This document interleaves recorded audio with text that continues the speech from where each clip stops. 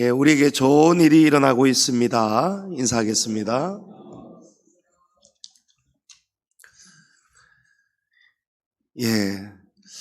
여러분, 미국이 지금은 세계적인 경제 강대국이지만 1930년대 초만 해도 대공황 사태로 사람들이 일자리를 잃고 빈곤, 가난에 허덕이던 시절이 있었습니다. 바로 그 시절 뉴욕에 살았던 한 젊은 바이올리니스트가 돈이 다 떨어진 거예요. 돈이 없으니까 굶주림에 시달리다가 결심을 합니다. 내가 바이올리니스트로 명망도 얻지 못하였고 돈벌이도 안 되는데 지금 돈이 없는데 이 악기가 무슨 소용이 있나. 그리고 비록 오래된 낡은 악기였지만 이거라도 팔아보자 하고 중고 악기점에 갔습니다. 악기점 주인이 보았더니 행색을 보니까 다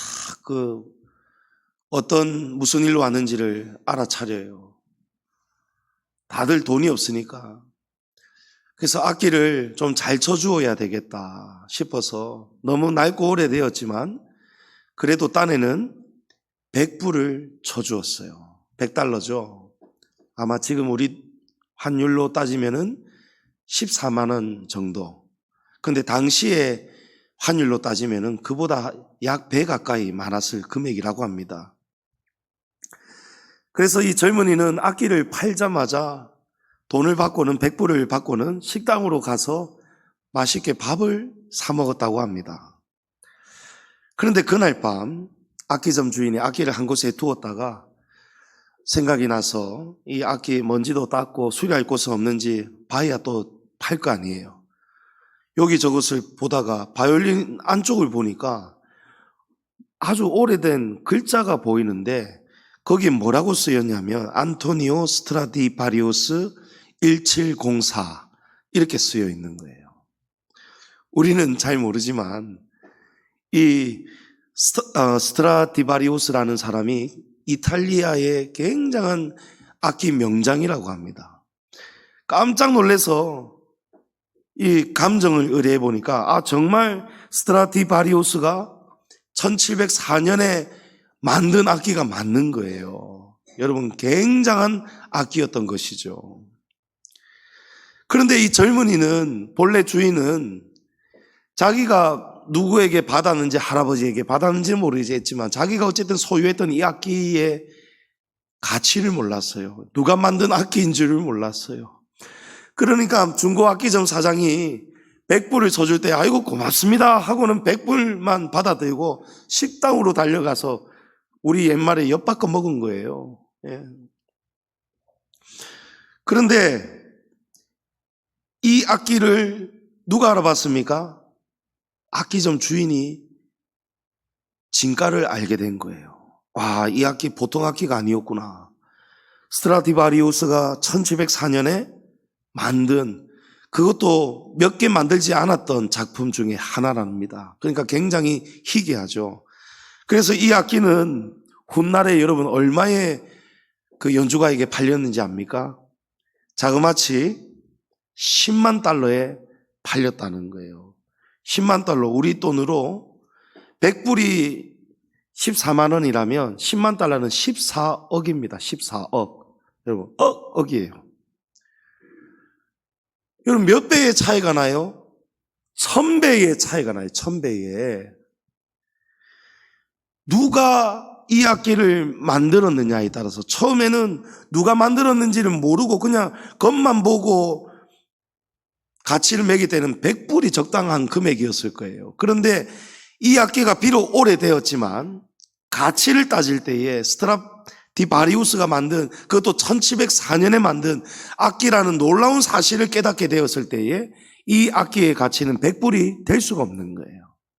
10만 불로 확 올라가는 거예요. 여러분, 우리도 가치가 있는 사람입니다. 저와 여러분도 가치 있는 사람이라는 것을 알고 살아야 됩니다. 어떤 가치입니까? 에베소서 2장 10절에 우리는 그가 만드신 바라 그리스도 예수 안에서 선한 일을 위하여 지으심을 받은 자니. 아멘.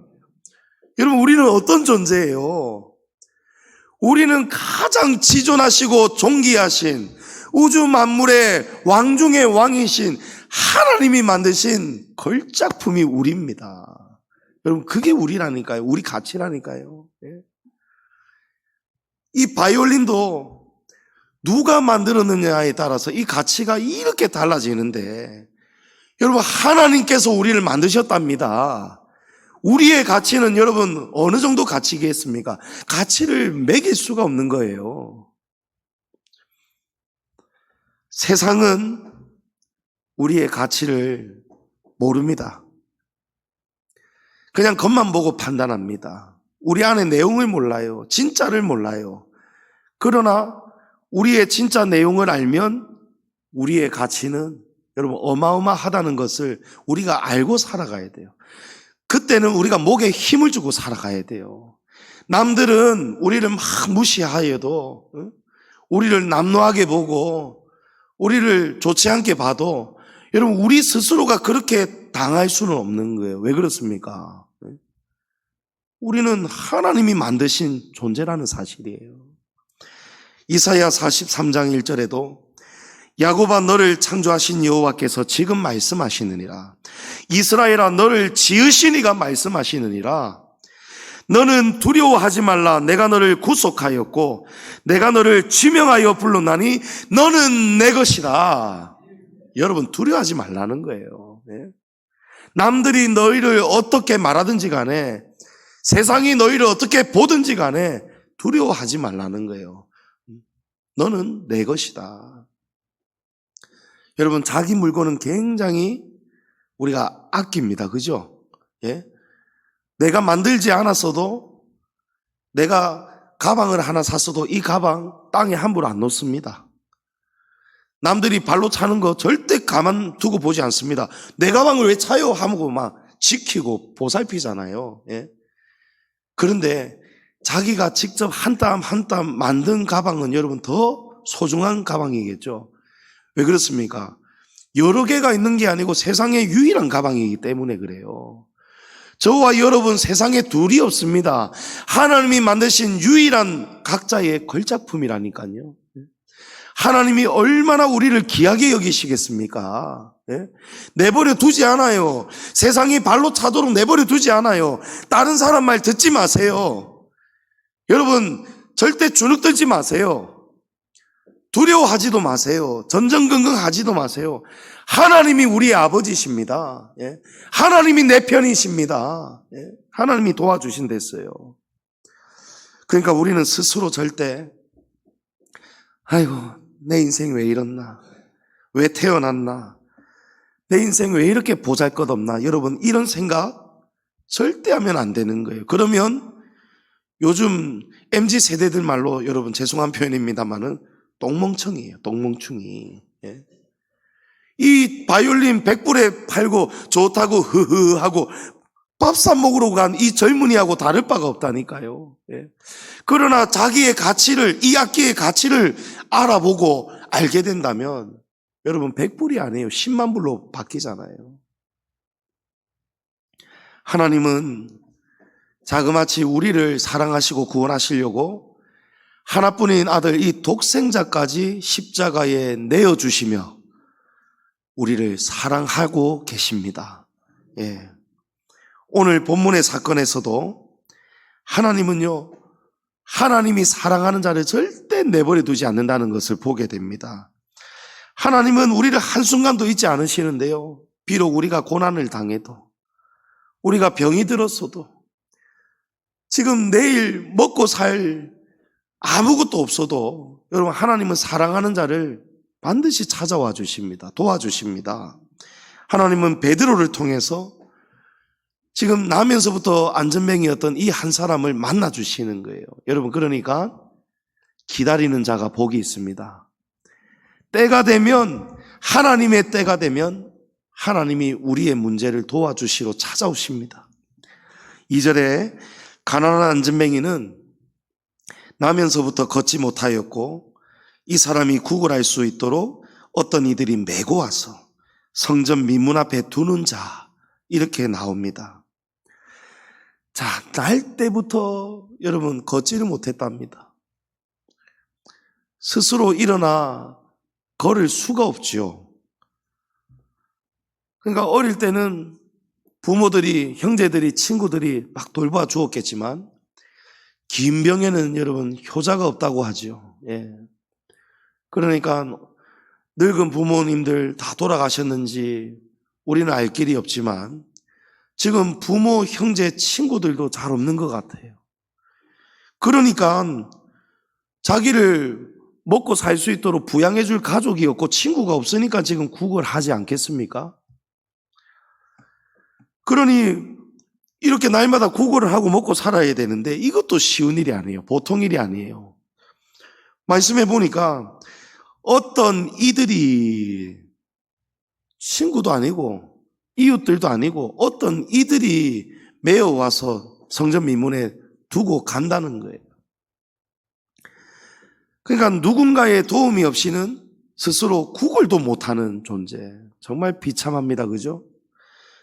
그런데 그뿐만이 아니고 스스로 구걸하러 못 나오니까 지나가는 사람들에게 저기요, 죄송하지만 나를 좀 들어다가 저 성전 민문 앞에 좀 내려놔 주시면 안 되겠습니까? 사정하는 거예요. 그게 또 끝이 아니죠. 구걸하다가 이제 해지면은 집으로 돌아가야 되는데 집으로 갈 때도 지나가는 사람 저기요, 저기요, 저기요.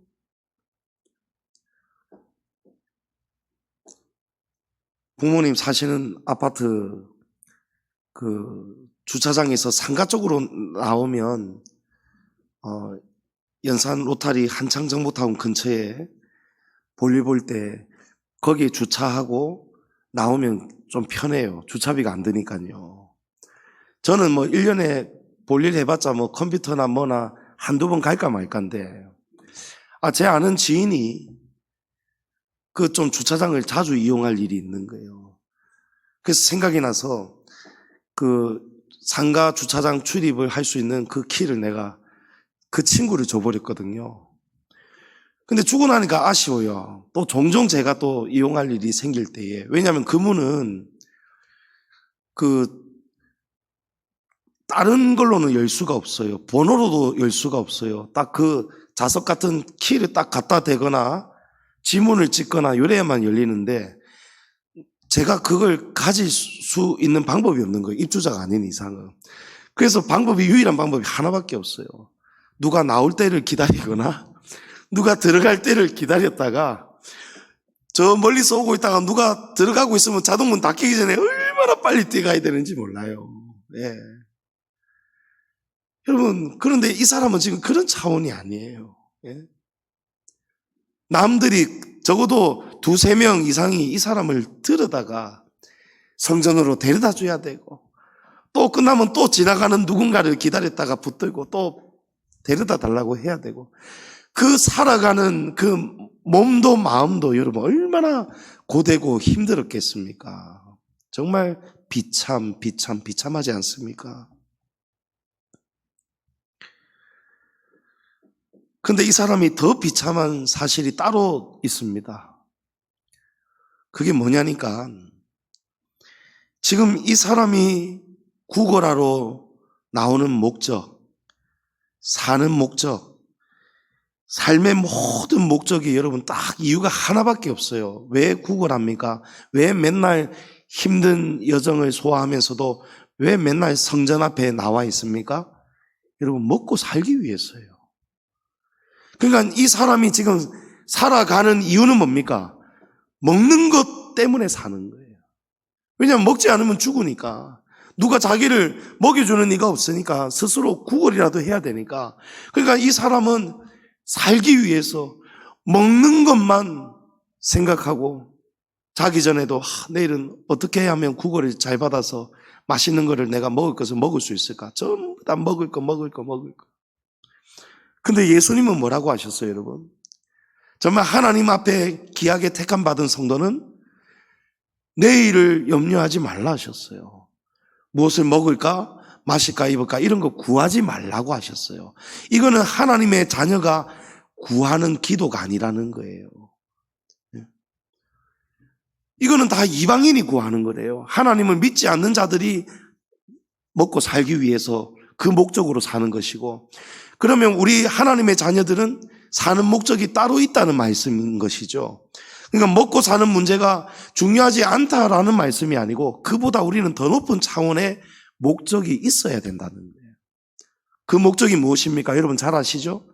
먹는 거, 입는 거, 마시는 거 위해서 사는 게 아니고 하나님을 위해서 사는 거예요. 하나님의 나라와 영광과 그 의를 구하는 것, 그것이 우리가 살아가야 되는 주된 목적이 될 수 있기를 축복합니다. 여러분 그 목적 가지고 살아야 돼요. 예? 그런데 만약 우리가 하나님의 영광, 나라와 의를 구하는 목적으로 살지 않고 우리도 지금 이 안전뱅이처럼 똑같은 목적으로 살아가고 있다면 여러분 우리는 어떻습니까? 여러분은 지난 한 주간 어떤 목적으로 살아오셨습니까? 다음 한 주간 여러분 무슨 고민으로 무엇을 위해 여러분 몰두하면서 살아갈 계획입니까? 만약에 우리가 이 사람처럼 똑같이 어떻게 하면 잘 먹고 잘 살 수 있을까? 어떻게 하면 돈을 더 잘 벌 수 있을까? 어떻게 하면 성공할 수 있을까? 어떻게 하면 잘 입을 수 있을까? 전부 다 먹고 사는 데에만 우리가 집중하고 살아가고 있다면 여러분 불편한 진실이지만 우리의 몸은 멀쩡하게 걸어 다녀도 우리도 이 안전뱅이처럼 먹고 사는 데에만 집중하고 산다면 여러분 이 안전뱅이와 우리가 다를 바가 뭐가 있겠느냐는 거예요. 육신은 안전뱅이가 아닌데 영적으로 보면은 우리가 안전뱅이로 살아가고 있다는 것입니다. 여러분 감사하게도 하나님은 어떤 분이라고 했습니까? 우리는 하나님이 만드신 바예요. 하나님이 너무 귀하게 여기고 사랑하시기 때문에 하나님은 우리를 내버려 두지 않아요. 우리가 비참하게 살아가는 것을 하나님은 원하시지 않습니다. 여러분 무엇이 비참한 거예요? 이 안전뱅이가 비참하잖아요. 항상 목적이 나오는 목적, 집에 들어가는 목적, 잠자고 일어나고 하루를 시작하고 마무리하는 모든 목적이 먹는 데에만 집중되어 있어요. 여러분 우리도 먹고 사는 데에만 집중이 되어 살아간다면 그건 우리는 지금 비참함에 지금 내버려진 상태예요. 그래서 하나님은 우리가 먹을 것, 마실 것, 입을 것만을 위해서 그렇게 비참하게 살아가지 않도록 하나님은 우리가 앉아있지 않도록 일어나서 하나님의 나라와 의를 위해서 귀하게 쓰임받도록 우리를 일으켜 주신다라는 사실입니다. 오늘 본문의 안전뱅이를 하나님께서 만나 주십니다. 베드로와 요한을 보내셔서 특히 베드로를 통해서 일으켜 세워 주십니다. 이유가 뭐겠습니까? 이 사람이 지금까지는 비참하게 살아왔지만 알고 보았더니 이 사람도 하나님이 택정하신 하나님이 사랑하는 자였다는 사실입니다. 하나님은 이 사람을 일으켜서 먹고 사는 문제만을 위해 살지 않고 이제는 거듭나서 이 사람이 걷기도 하고 뛰기도 하면서 하나님의 영광을 나타낼 수 있도록 이 사람을 세워주십니다. 6절에 베드로가 이르되 은과 금은 내게 없거니와 내게 있는 이것을 내게 주노니 나사렛 예수 그리스도의 이름으로 일어나 걸으라. 아멘. 여러분 안진뱅이는 앉아있다가 베드로와 요한이 지나갈 때에 무슨 기대를 하고 있었습니까? 한 푼 얻기를 바랬어요. 한 푼 줍시오. 한 푼 얻기를 바랬는데 그러나 베드로는 줄 수 있는 한 푼도 없거니와 은도 없고 금도 없지만 이 사람의 인생 근본 문제를 해결할 수 있는 것은 한두 푼이 중요한 게 아니라는 것을 베드로는 알았어요. 그래서 이 사람이 정말 하나님이 지으신 사람답게 귀한 존재로 저와 여러분도 귀하게 살아가야 됩니다. 귀하게 살아가려면 여러분 우리에게 중요한 것이 지금 오늘 내일에 필요한 한 분 두 분이 아니라는 말씀입니다. 오늘 무엇이 필요합니까? 예수 그리스도의 이름을 알려주어야 돼요. 예수 그리스도의 이름으로 일어나 걸어야 됩니다. 여러분 예수 그리스도의 이름으로 힘을 얻고 사는 것이 그것이 진짜 인생임을 믿으시기 바랍니다. 그래서 은과 금은 내게 없거니와 나사렛 예수 그리스도의 이름으로 명하노니 일어나라 하고 붙잡아 일으켰어요. 붙잡아 일으킬 때에 여러분 놀라운 기적이 일어납니다. 우리가 팔팔하게 잘 쓰던 이 팔도요, 금이 가거나 딱 부러져 가지고 열흘 이상 혹은 뭐 한 달 이상 깁스를 하고 있다가 한 달 뒤에 깁스를 여러분 딱 빼보세요. 이게 팔이 펴지는지 안 펴져요. 저는 해봤거든요. 이게 펴려고 하는데 얼마나 겁이 나고 아프고 이게 근육이 지금 빠져가지고 자신이 없어요. 한참 걸려요, 적응하는데. 근데 이 사람은 여러분 태어날 때부터 한 번도 일어나 본 적이 없어요. 걸어 본 적이 없어요. 태어났을 때부터 누워 있거나 앉아 있거나. 이 사람 하체에 근육이 있겠습니까? 없겠습니까? 하나도 없어요.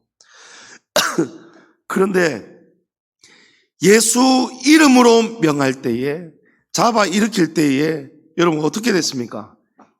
없던 힘이 생긴 거예요. 없던 근육이 순식간에 여러분 발달이 된 거예요. 그러니까 이 사람이 걸은 것뿐만이 아니고 뛰기도 하였다. 여러분 믿으십니까? 여러분 하나님은 능력자예요. 예. 여러분 어떻게 이런 놀라운 기적이 일어납니까? 무엇 때문에 이 기적이 일어났습니까?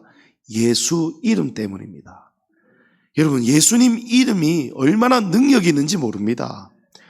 지금 베드로가 이 사실을 알기 때문에 예수 이름으로 명한 거예요.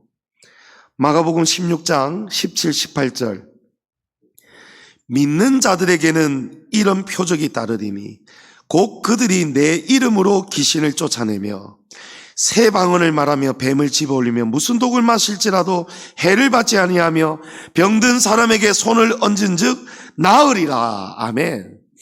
여러분 이 말씀에서 중요한 것이 두 가지 사실이에요. 예수 이름, 그죠? 그리고 예수 이름으로 손을 얹으면 병자가 낫는다는 것입니다. 여러분 이 믿음 가지고 기도하면 이 역사가 일어납니다. 역사가 왜 일어나지 않는지 아십니까, 여러분? 의심하기 때문이에요. 예? 지지난주 금요일에 이순희 장로님 예방접종하고 나가지고 열도 나고 머리도 어지럽고 막 식은 땀도 흐르고 앉아 계시지를 못하는 거예요. 저는 몰랐는데. 그런데 그런 몸을 이끌고 금요 기도회에 또 나오신 거예요, 두 분이. 예방접종 맞고. 그러니까 이게 안에서 면역 항체가 생기려니까 싸우니까 여러분 연로하신 분들은 또 면역이 약하니까 이 예방접종 맞으면 몸살도 하고 심한 경우에는 입원도 하고 그런다잖아요. 장로님 너무 몸이 힘드셨던 거예요. 그런데 제가 기타 끝나고 이제 정리하고 쫙 지나갈 쯤에 장로님이 저를 붙드시더니 목사님 죄송합니다. 오늘 기도 못하고 빨리 가야 될 것 같습니다. 왜 그렇습니까? 장로님? 자초지종을 얘기하시는 거예요. 아유 장로님 그 몸으로 나오셨냐고. 예? 그러니까 장로님은 평소 때에 두 분이서 계속 기도하고 가시는데 그날따라 갑자기 벌떡 일어나서 나가면 담임 목사가 걱정할까 싶어서 여러분 안 하던 행동 제발 좀 하지 말아 주십시오. 예? 안 하다가 갑자기 목사님 저 좀 봅시다 이러면 제일 겁나요. 예? 아이고 이 사람이 이제 또 교회 떠나려고 이러나 무슨 또 시험이 들었나 얼마나 겁나는지 몰라요. 예? 여러분 우스갯소리를 하는 얘기고요. 그래서 제가 장로님 일단 가시되 우리 기도하고 갑시다. 그래서 다른 기도 말고요. 제가 기도하는 내내 계속 예수 이름, 예수 이름. 하나님 저는 아무 능력이 없습니다. 그러나 예수님 이름으로 병자에게 손을 얹고 기도하며 믿음으로 기도하며 고쳐주신다고 말씀하셨습니다. 예. 그것을 제가 막 가슴에서 막 뜨겁게 올라오는 거예요. 하나님, 나는 하나님의 종인데 종에게는 아무 권세도 없고 능력도 없지만 분명히 성경에 약속하셨습니다. 누구든지 예수 이름을 의지하고 예수 이름의 능력으로 병자에게 손을 얹고 기도하며 병고침을 받으리라 하셨습니다. 그것을 가지고 기도하고 명령하였더니요. 예. 장로님이 물론 돌아가셔서 그 진통제나 약도 드셨겠지만 여러분, 약이 우리를 고치는 거 아니에요. 약도요, 아무리 좋은 약도요, 듣지 않을 때가 있어요. 여러분, 예수님의 이름의 능력으로 장로님 고침 받았습니다. 예. 기도받고 그 저녁부터 밤 사이에 정상으로 다 돌아왔다는 거예요. 할렐루야. 여러분, 누구의 능력도 아니에요. 오직 믿음입니다. 기도하는 사람도 믿음으로 기도해야 되고, 기도를 받는 사람도 그 믿음으로 기도를 받으면요, 역사 일어납니다. 병고침 받습니다. 예? 예수 이름의 능력을 믿는 자에게 여러분 기적이 일어남을 믿으시기 바랍니다. 그러니까 예수 이름의 능력 때문에 한 번도 일어서 본 적도 없는 사람이, 근육도 없는 사람이 여러분 걷기도 하고 뛰기도 하는 거예요.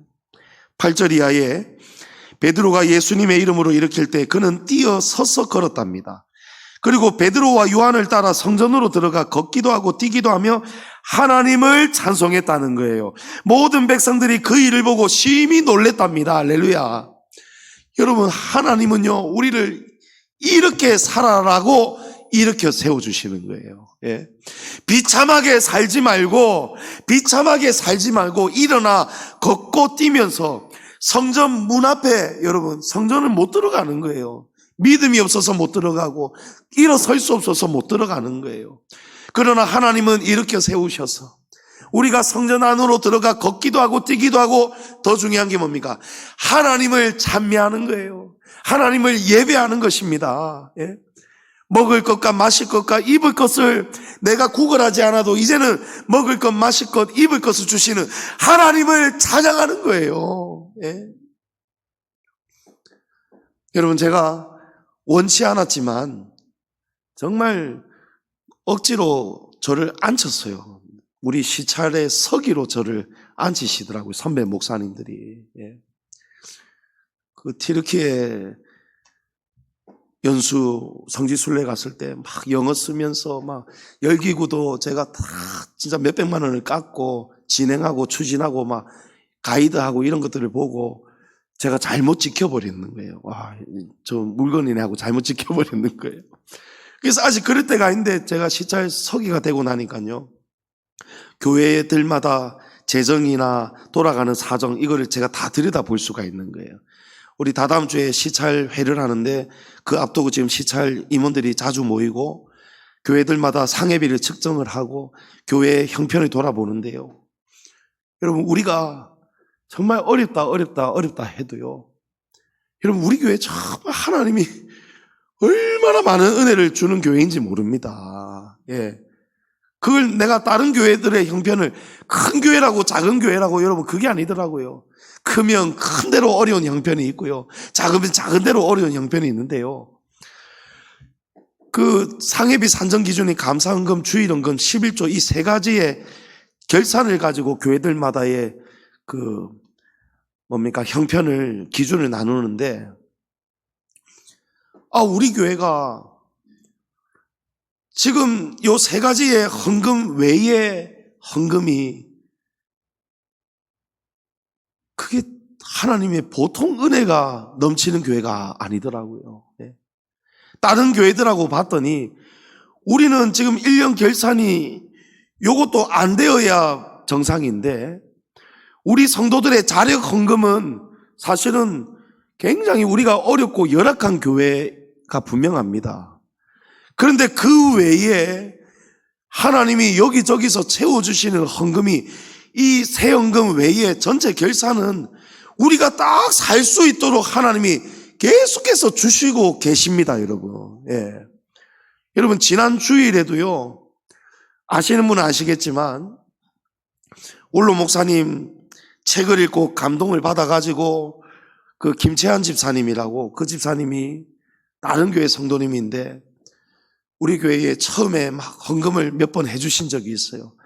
근데 그분이 최근에 부동산을 다시 개업했거든요. 4년 전에 사실상 은퇴했는데 어느 날 은혜를 받으면서 내가 이 업을 다시 열어가지고 하나님의 어려운 교회들을 섬기는데 이 기업이 쓰임받도록 그 목적을 가지고 다 개업을 했는데, 여러분 주변에 부동산들이 엄청 그 텃세가 심하고 방해가 심했는데 기도 계속 하고 있죠. 우리 성도님들도 같이 기도해 주시는 분들 계십니다. 저도 기도하고 원로 목사님도 기도하고. 그런데 하나님이 몇 가지를 이제 막 일을 진행되도록 열어주시는데 그 첫 번째 프로젝트가 딱 마무리가 되어서 첫 열매가 들어온 거예요. 그 첫 열매에 들어온 그 헌금, 여러분 자그마치 475만 원을 지난 주일에, 추수감사 주일에, 전도 주일에 우리 교회 재정구자로 그 김채환 집사님이 김채환 첫 열매하고 입금을 해주셨더라고요. 헌금을 해주셨더라고요. 할렐루야. 여러분 저는 여러 가지가 생각이 들었어요. 하나님은 정말 내일 일을 염려하지 말라 하시는 게 맞구나. 우리 교회가 내일 일을 염려하지 않을 수가 없는 교회 형편인데도 불구하고 우리가 힘을 다해서 전도하고 선교하고 구제하고 정말 진리를 가르치고 하나님의 나라와 영광과 의를 위해서 교회가 세워져 가니까 하나님이 나머지 부족한 필요한 거를 다 더하여 주시는구나. 그리고 또 느꼈습니다. 하나님은 정말 감사를 기뻐하시는구나. 추수감사절에. 그리고 하나님은 정말 전도를 기뻐하시는구나. 여러분 하나님께 감사하는 주일에 또 이 전도하는 주일에, 여러분 다른 교회들은 요즘은 사실은 이전에 한국교회 전통은 11월 셋째 주가 추수감사 주일이었는데 요즘은 10월 셋째 주, 10월 마지막 주 교회마다 조금 다양해졌어요. 왜냐하면 이게 시기적으로 계절적으로 이게 너무 안 맞거든요. 겨울 시작되고 나서 추수감사 이거 안 맞잖아요. 우리는 다 적당한 때 드렸는 거예요. 그런데 김채환 집사님은 우리 교회가 추수감사 주일인지 전도 주일인지도 모를 거 아니에요. 여러분 우연은 없다고 했습니다. 하나님이 그것을 기뻐하시기 때문에 우리 양지중앙교회가 일어나서 어렵지만 그죠? 예수 이름의 능력을 의지하고 예수 이름의 능력으로 어려워도 일어나서 걷고 뛰고 하니까 하나님이 도와주시더라는 거예요. 할렐루야. 성전 문 앞에까지만 왔던 안전뱅이가 이제는 성전으로 뛰어들어가 하나님을 찬미하는 천국 백성이 되었어요. 여러분 우리 천국 백성으로 살아가야 됩니다. 앉아서 구걸하는 인생으로 살면 안 되고 내일 일을 염려하고 먹을 것 마실 것 입을 것 어떻게 하면 잘 먹고 잘 사나 이것만을 목적으로 사는 것이 아니고 하나님의 영광 돌리고 하나님을 찬미하는 인생으로 살아갈 수 있기를 축복합니다.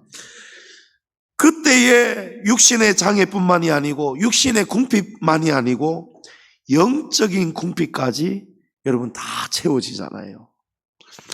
여러분 이것이 예수 이름의 능력입니다. 우리가 왜 예수님을 믿습니까? 육신의 문제 해결을 위해서 예수 믿는 거 잘못 믿는 것입니다. 영적인 문제가 먼저 해결돼야 돼요. 영적인 풍요가 먼저 우리 안에 넘쳐야 됩니다. 그런데 재밌는 사실은요, 영적인 풍요가 채워지면 나머지 육신의 문제도 자동으로 해결이 됩니다. 이것이 마태복음 6장 33절의 영적 원리예요. 예. 너희는 내일 일 염려하지 말라는 거예요.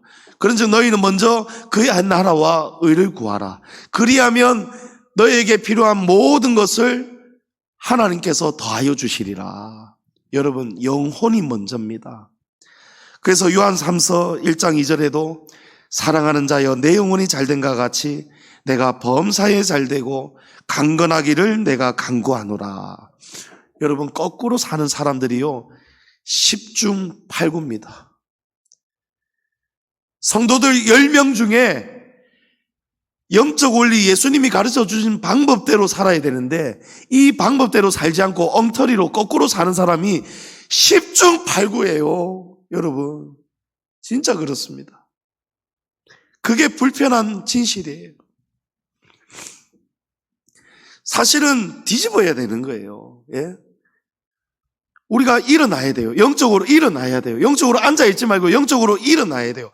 영적으로 일어나서 이 사람처럼 성전 안에 들어가서 하나님의 나라와 의를 구하고 영광을 돌리는 그 삶을 살면 여러분 우리 교회처럼 하나님이 우리에게 턱없이 부족한 거를 여기서 저기서 하나님이 때에 따라서 착착착착 주십니다. 우리 교회는 여러분 우리 교회가 기적이에요. 우리 교회가 존재하는 것 자체가 예수 이름의 능력임을 믿으시기 바랍니다. 바울은 빌립보서에서 영혼의 문제가 해결되면 육신의 문제는 어떤 것도 문제가 될 것이 없다라는 것을 고백합니다. 빌립보서 4장 11절에서 13절 우리 다 같이 한번 읽어보겠습니다. 내가 궁핍함으로 말하는 것이 아니니라. 어떠한 형편에든지 나는 자족하기를 배웠노니 나는 비천에 처할 줄도 알고 풍부에 처할 줄도 알아. 모든 일 곧 배부름과 배고픔과 풍부와 궁핍에도 처할 줄 아는 일체의 비결을 배우노라. 내게 능력 주시는 자 안에서 내가 모든 것을 할 수 있느니라. 아멘. 여러분, 바울이 예수 안에서 내가 모든 것을 할 수 있다는 고백은요, 예수님을 믿으면 외적 환경이 개선이 됩니다. 외적 환경이 좋아집니다. 외적 환경을 바꿀 수 있습니다. 이것을 말하는 게 아니에요. 예수님을 믿으며 어떤 결과가 나타나느냐?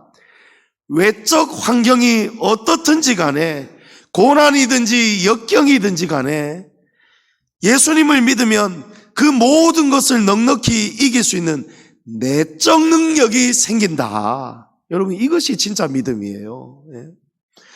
우리는 자꾸 바뀌기를 원하는데 하나님은 우리의 안을 바꿔지기를 하나님은 그걸 관심 있으신 거예요.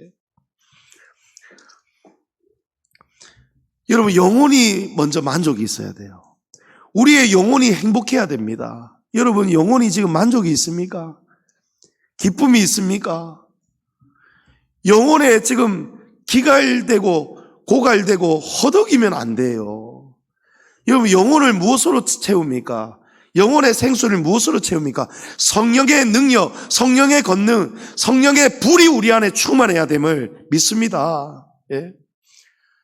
여러분 저는 수요일 주중 기도회 때도 물론 은혜가 되지만 특히 금요 기도회, 하나님을 금요 기도회 때는 제가 말씀 간증 잠깐 전할 때도 있지만 주로 우리가 막 계속 찬양 부릅니다. 찬양 부르고 기도합니다. 근데 이 찬양을 부르면서요, 저는 사실은 하나님께는 그 전까지는 여러분을 위해서 기도하죠. 하나님 오늘도 금요 기도회 때 우리 성도들 찬양 가운데 기도 가운데 하나님 은혜 내려달라고 그 전까지는 막 기도를 합니다. 근데 여기 선 순간부터는요 여러분이 안 보여요.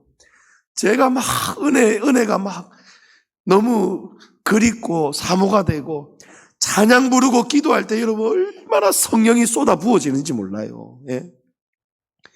감사해서 눈물이 나고요, 어렵고 힘들어서 눈물이 나고요. 근데 하나님께 찬양 드리고 기도하고 나면요 하나님 앞에서 아무 걱정이 없고 다 사라져요.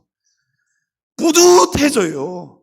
하나님이 그냥 완전 내 편이라는 그 자신감이 뿜뿜뿜 차가지고 돌아가집니다. 할렐루야. 지난주일도 마지막 금요 기도회 때 마지막 찬양 드리고 우리 다 같이 하나님께 박수 드리면서 여러분 오늘도 우리는 승리하였습니다 하는데요, 전부 다 표정이 다 달라져 있어요.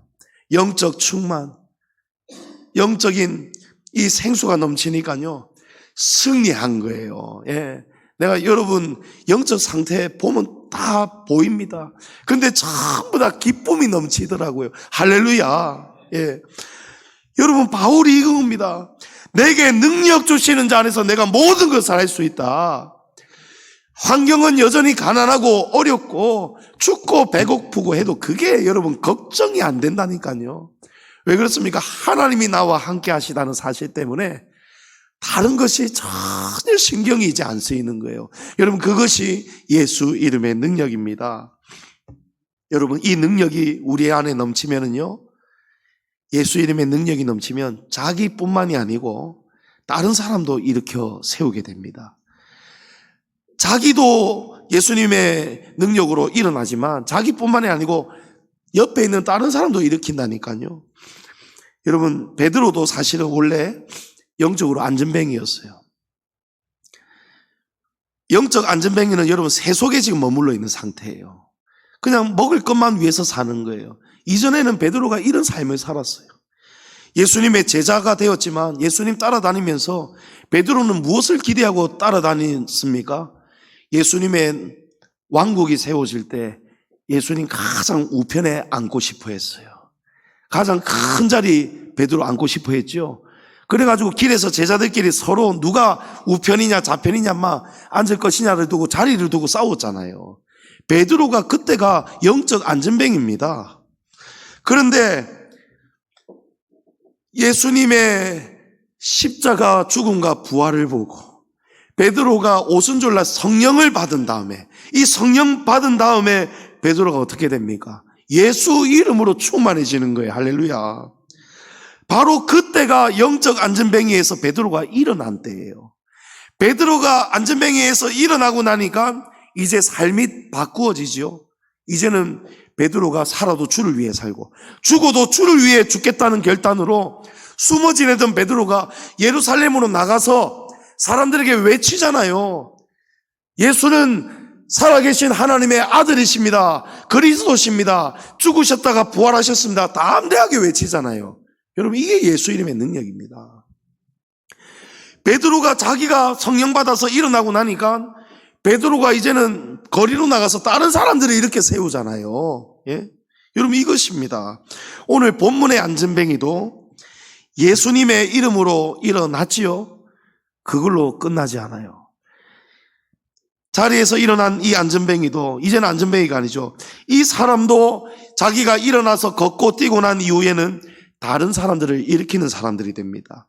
자, 10절에 그가 본래 성전 미문에 앉아 구걸하던 사람인 줄 알고 그에게 일어난 일로 인하여 심히 놀랍게 여기며 놀라니라. 자, 여기 놀라니라라고 번역된 헬라어 원문이 엑스타시스라는 단어예요. 엑스타시스는 우리말로 황홀경에 빠져 있는 상태, 이런 뜻입니다. 그러니까 이 안전뱅이가 일어나서 걷고 뛰는 것을 본 사람들이 황홀경에 빠져 있는 거예요, 지금.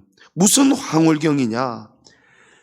이 사람이요, 모든 백성들을 다 보도록 여기저기 걷고 뛰고 찾아다니면서 여러분, 나 보입니까? 예수님의 이름으로 내가 지금 일어나서 걷고 뛰고 있습니다. 이러면서 모든 사람들에게 다 보여준 거예요. 그래서 그거를 보는 사람들마다 깜짝 놀라서 예수 이름의 능력이 도대체 무엇이길래 이런 있을 수 없는 기적이 일어났나 하고 사람들이 이 사람으로 인해 가지고 예수 이름의 능력에 황홀경에 지금 빠져 있는 거예요. 이 사람이 이제는 살아있는 예수 이름의 능력의 증거가 되고 움직이는 증거가 되고 증인이 된 거예요. 또 11절에 보면요, 나은 사람이 베드로와 요한을 붙잡으니 모든 백성이 크게 놀라며 달려나가 솔로몬의 행각이라 불리우는 행각에 다 모였다는 거예요. 여기에 붙잡았다라는 것은요, 이 원문을 분석을 해보면은 붙들려 다니는 거예요. 그러니까 베드로와 요한이 가는 곳마다 그때부터 이 사람이 껌딱지처럼 붙어 다녔다는 거예요, 스스로. 베드로와 요한 옆에서 떨어지지 않았다는 거예요. 그런데 베드로와 요한 옆에서 베드로가 설교할 때 베드로 옆에 서서 딱 붙어 있었는데 그걸 보고 모든 백성이 크게 놀랐다는 거예요. 여러분, 이게 무슨 말이냐면 베드로가 예수 이름의 능력을 복음을 전할 때에 이 나면서부터 안전뱅이였던 자가 이제는 일어나서 예수 이름으로 병고침을 받아가지고 살아있는 시청각 자료가 된 거예요. 우리는 막 이런 데 막 띄워줘서 보여주잖아요. 그게 아니고 이 사람은 베드로와 요한이 전도하러 가고 복음 전하러 가면 그때마다 자기가 나서서 따라 붙어 다녔다는 거예요. 무엇을 위해서? 다른 사람도 일으키기 위해서. 할렐루야. 자기를 보면 그 사람들이 놀라서 예수 이름의 능력을 알게 될 거 아니에요. 황홀경에 빠질 거 아니에요. 할렐루야. 여러분, 이렇게 살라고 하나님은 우리를 일으켜 세우신다는 거예요. 예? 여러분, 이 사람의 이 역할을 통해서 어떤 놀라운 결과가 일어나는지 아십니까? 사도행전 4장에 보면 베드로의 설교를 듣고 하루 만에 예수님을 영접하고 세례를 받은 사람이 남자만 5,000명이라는 거예요. 그 5,000명의 열매를 맺어지는 그 현장에 베드로도 기하게 쓰였지만 이 사람도 얼마나 기하게 하나님이 들어 쓰셨는지 모릅니다. 기하게 쓰임 받은 거예요. 또 이 사람은 베드로와 사도들이 핍박을 받을 때에도 복음의 변론자가 됩니다. 방패막이가 돼요. 베드로가 전도하고 설교해서 막 사람들이 복음을 받아들이고 하니까 대제사장과 장로들과 서기관들이 베드로하고 다른 제자들을 딱 잡아봤어요. 그리고 막 뭐라 합니다. 붙잡고 핍박합니다. 너 이제 예수 이름으로 이제 더 이상 말하지 마. 그런 말 하지 말라고 막 협박합니다. 그런데 베드로는 담대하게 또 받아치죠. 예수 이름의 능력을 설교합니다. 그러는데 더 이상 이 사람들이, 산헤드린 공회원들이 베드로와 다른 제자들을 어찌하지 못합니다. 이유가 뭔지 압니까? 사도행전 4장 14절에 또 병 나은 사람이 그들과 함께 서 있는 것을 보고 비난할 말이 없느니라. 아멘. 여러분, 이것이 증인의 삶이에요. 우리가 이 증인의 삶을 살아가야 돼요. 예. 여러분, 지금 앉아 있습니까? 서 있습니까? 나는 지금 먹을 것만 위해서 살아가고 있습니까? 여러분, 그러면 앉아 있는 상태예요. 그런데 일어선 사람은요, 일어서면 왜 일어서야 됩니까? 하나님이 왜 이렇게 세워주십니까? 하나님의 나라와 의를 위해서 살라고. 이 사람처럼 복음이 전해지는 곳마다 가서 복음의 변론자가 되고 산 증인이 되고 그것을 통해서 얼마나 수많은 열매가 맺어졌습니까? 사랑하는 성도님 여러분, 예수 이름의 능력을 체험할 수 있기를 축복합니다. 예수 이름의 열매가 저와 여러분을 통해 나타날 수 있기를 축복합니다. 예수 이름을 전하는 곳에 어디든지 붙어 다니고 예수 이름을 목숨을 다해 변호하고 지키는 성도들 되시기 바랍니다. 앉아있는 인생에서 일어나 걷는 인생, 더 나아가서 주를 위해 기뻐하며 뛰며 찬미하는 저와 여러분 다 되어서 오늘 이 말씀 통해서 자신도 일어나고 남도 일으키는 인생으로 살아갈 수 있기를 주의 이름으로 축복합니다.